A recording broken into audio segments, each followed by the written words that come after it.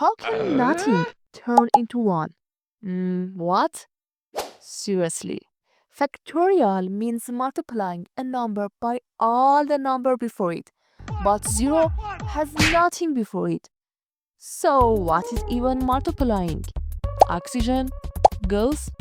Vibes? Let me break it down for you. 4 factorial.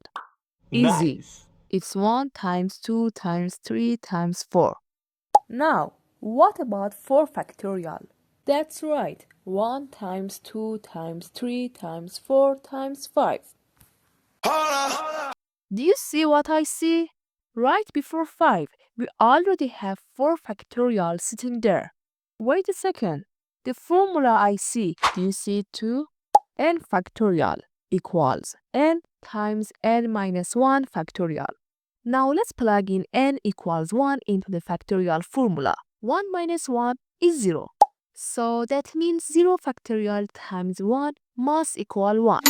That checks out. Now, let's divide both sides by 1. Boom! 0 factorial equals 1. But wait, why does that even make sense? Factorial tells us how many ways we can arrange a set of objects. For example, 3 objects, 6 different ways. 2 objects, 2 ways. 1 object, 1 way. But what if you have nothing? How many ways can you arrange nothing? Exactly, 1 way, by doing nothing at all. And that's why 0 factorial equals 1 actually makes perfect sense.